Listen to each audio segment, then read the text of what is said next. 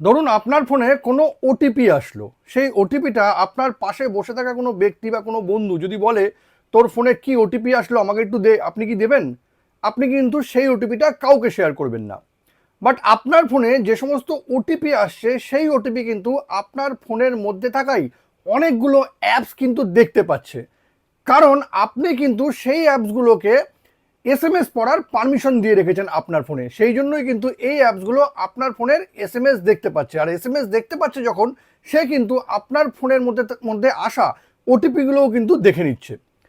এটা দেখে নিলে কিন্তু যে কোনো সময় আপনি প্রবলেমে পড়তে পারেন বা আপনার সঙ্গে কিন্তু স্ক্যাম হয়ে যেতে পারে। এটা বন্ধ করারও কিন্তু একটা প্রসেস আছে। তাহলে এই প্রসেসটা কি জানতে গেলে ভিডিওটা শেষ পর্যন্ত দেখুন, আর প্রসেসটাও কিন্তু একদম সেভ করে নিন। দেখুন, এই জন্য শুরুতেই আপনাকে চলে আসতে হবে আপনার ফোনের সেটিংসে। এই সেটিংসে ক্লিক করে নিন। সেটিংসে ক্লিক করে নেওয়ার পর এখানে সিকিউরিটি অ্যান্ড প্রাইভেসি বলে একটা অপশন থাকে, আবার অনেক ফোনে কিন্তু প্রাইভেসি আলাদা বা সিকিউরিটি আলাদা বলেও অপশন থাকে। এবার এখানে আমি চলে আসলাম, এই দেখুন প্রাইভেসি প্রোটেকশন, এখানে আপনাকে ক্লিক করে নিতে হবে। এখানে ক্লিক করে নেওয়ার পর এখানে দেখুন অল পারমিশন বলে একটা অপশন আছে, এখানে ক্লিক করে নিলাম।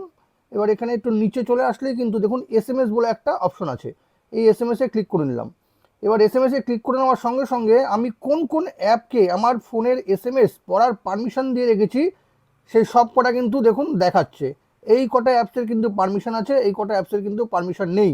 আপনি চাইলে কাস্টমাইজ করে নিতে পারবেন। আমি যদি চাই যে এই অ্যাপসটার আমার এসএমএস পড়ার পারমিশন থাকবে না, এখানে ক্লিক করে কিন্তু ডোন্ট অ্যালাউ করে দিতে হবে। এইভাবেই কিন্তু আপনি কাস্টমাইজ করে নিতে পারবেন যে কোন কোন অ্যাপস আপনি আপনার এসএমএস পড়ার পারমিশন দিয়ে রেখেছেন, আর এতে কিন্তু আপনি অনেক স্ক্যামের হাত থেকে রক্ষা পেয়ে যাবেন। এই ইনফরমেশনটি যদি আপনাদের কোনো কাজে লেগে থাকে তবে কিন্তু এটাকে অবশ্যই শেয়ার করবেন।